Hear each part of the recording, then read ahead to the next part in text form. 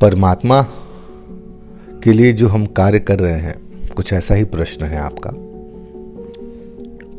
वो हमें कैसे पता चले कि हम सही दिशा में कार्य कर रहे हैं या नहीं? उपासना को लेकर के और बहुत से प्रश्न पहले भी खड़े किए गए हैं। कोई ऐसा नहीं है कि मैं ही इन प्रश्नों से जूझ रहा हूं या उसका उत्तर दे रहा हूं। पहले क्या कहे गए इससे मुझे बहुत कुछ लेना देना नहीं है, पर मेरे जो अनुभव हैं मैं उस अनुभव को साझा कर सकता हूं। हम जब कोई उपासना करते हैं तो सबसे पहले इसकी कसौटी को समझने के लिए हमें ऐसा अनुभव होता है कि हम जिस भी उपासना को कर रहे हैं उसको करने में हमें आनंद मिल रहा है कि नहीं, एक स्फूर्ति का जन्म हुआ कि नहीं।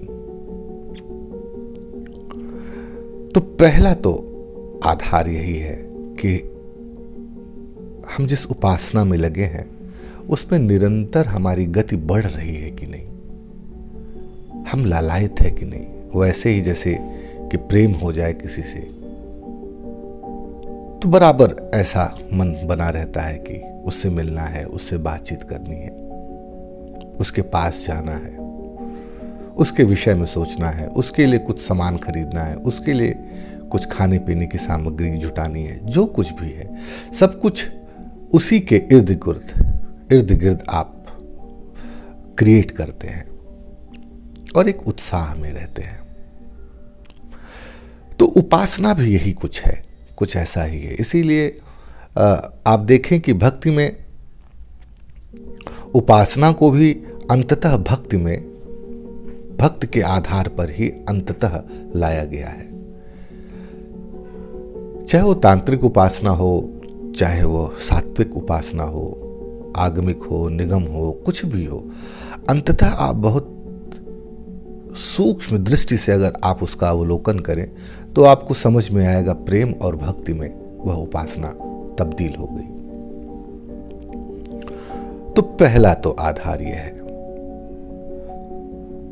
और बहुत गहरे में जब आप आगे बढ़ते हैं तो मुझे लगता है, ऐसा मेरा अनुभव भी है, मैं अपने अनुभव के आधार पर कहना ज्यादा समुचित समझूंगा और उचित भी होगा, कि जो आपकी इच्छाएं होती हैं, जो कुछ भी आप अपने जीवन में करना चाहते हैं या कर रहे होते हैं,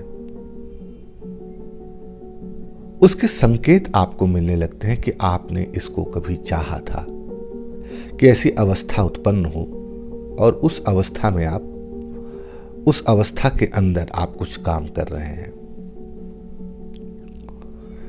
यह पहला इशारा है ईश्वर के प्रसाद का, आपकी उपासना के फलित होने का। व्यक्ति समझता है कि उसकी काबिलियत है, कि वह जो कुछ कर पा रहा है या जो वो चाहता था उसे मिल गया, पर नहीं, ऐसा नहीं है।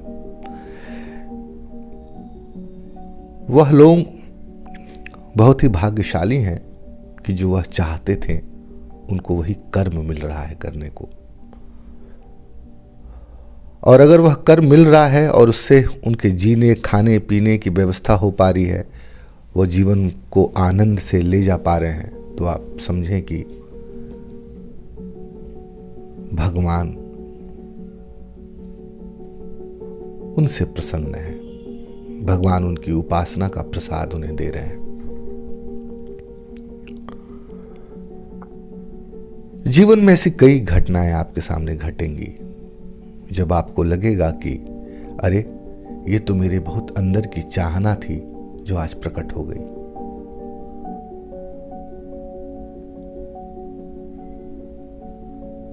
प्रकट हो गई तो उसको करने के बाद जो आपको आनंद मिला, उसके पीछे आपकी जो चाहना थी, उसके पीछे ईश्वर लगातार कार्य कर रहा था।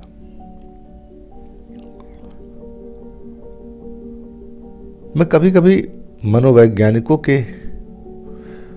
उस थ्योरी को बहुत ध्यान से जब सोचने और समझने का प्रयास करता हूं तो मुझे लगता है कि मनोवैज्ञानिक एक तरह से ऋषि ही होते हैं।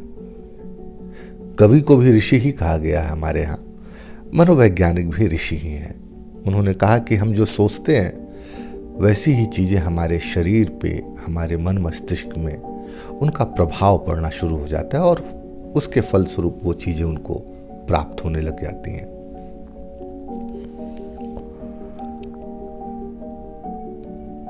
पता नहीं, मुझे लगता है कि अभी कुछ दिन पहले मुझे थोड़ी प्रॉब्लम थी, शारीरिक कष्ट था, तो मैं एक डॉक्टर के पास एक अस्पताल में गया। तो सरकारी अस्पताल में तो वहाँ पे कुछ साइकोलॉजिस्ट भी बैठे हुए थे, साइकोलॉजी के बच्चे थे जो स्टूडेंट होते हैं। तो मेरी तबीयत खराब होने के विषय में तो वो बाद में आए, पर पहले उन्होंने पूछा कि आपको नींद अच्छी आती है, आपको कोई टेंशन है जीवन में, आपको कोई परेशानी है जो आप अपने मन मस्तिष्क में ला रहे हैं। कई तरह के मनोवैज्ञानिक प्रश्न पूछे।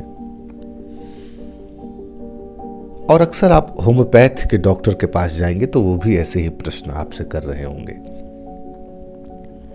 मुझे अच्छा लगा कि यह जो उनकी सोचने की पद्धति है वो एक तरह से जो व्याधि है हमारे अंदर जो डेवलप हुई है, उस व्याधि के पीछे हमारा मन मस्तिष्क भी काम कर रहा होता है।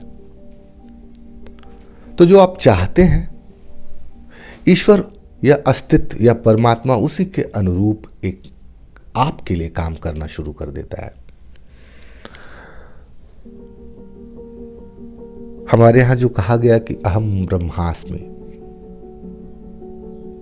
उसके पीछे का भी यही तर्क है कि हम उसी ब्रह्म के ही अंश हैं और हमारी जो कुछ भी चाहना है, अगर हम कुछ भी चाहते हैं तो पूरा अस्तित्व उसके पीछे लग जाता है उसको फलित करने के लिए।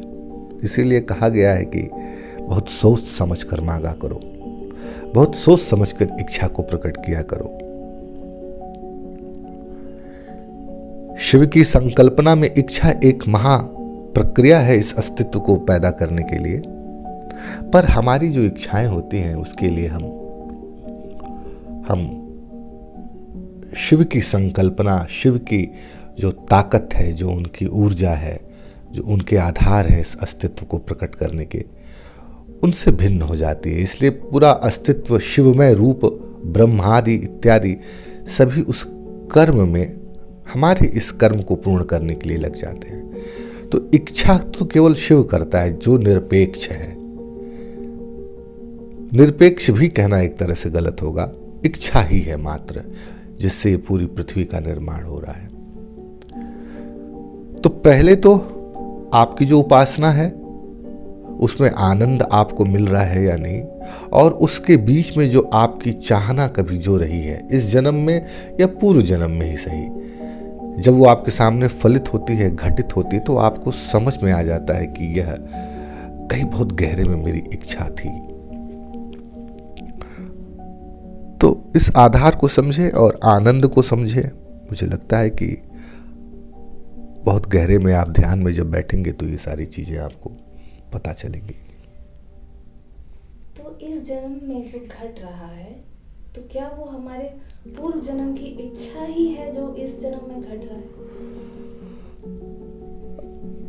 बड़े ही सामान्य भाषा में अगर मैं इसको कहूं तो 50-50।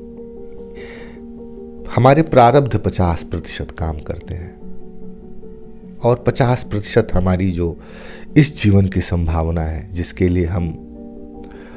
लिए हमारी स्वतंत्रता हमारे लिए काम करती है, वह भी काम कर रही होती है। तो स्वतंत्रता में किया गया कर्म अगर आध्यात्मिक है, सात्विक है, तो प्रारब्ध के जो 50% किए गए कर्म हैं उनको वो दबाना शुरू कर देता है। औसत स्वतंत्रता में किए गए कर्म अगर धार्मिक हो जाते हैं तो प्रारब्ध के जो फल है दुख के या कुछ और भी, वह घटते हैं। तो कानून में आपने देखा होगा कि एक महिला है, वो आंखों पे पट्टी लगाए हुए तराजू ली हुई है। तो मैं कभी कभी बड़े गहरे में सोचता हूं कि यह जो आंखों में पट्टी लगा करके तराजू ली हुई है महिला, ये कहीं प्रारब्ध और इस जीवन की स्वतंत्रता का तो प्रतीक नहीं है। हालांकि कानून प्रारब्ध को नहीं मानता। अगर आप कानून के हवाले से कोई बात कहेंगे तो वो पूर्व जन्म की कोई ऐसी बात स्वीकार नहीं करता। इस जन्म में ही जो सत्य है असत्य है, वो सत्य और असत्य का तराजू है। लेकिन मुझे लगता है आध्यात्मिक दृष्टि से मैं उसको जब देखता हूं तो प्रारब्ध और इस जन्म की स्वतंत्रता काम कर रही होती है। और कोई प्रश्न है? आज बहुत दिनों बाद आप लोगों ने कुछ प्रश्न खड़ा किया, और इधर क्योंकि कुछ आध्यात्मिक कर्मों में मैं लगा हुआ था तो समय नहीं दे पा रहा था कुछ कहने का। आज इतना ही। साधु।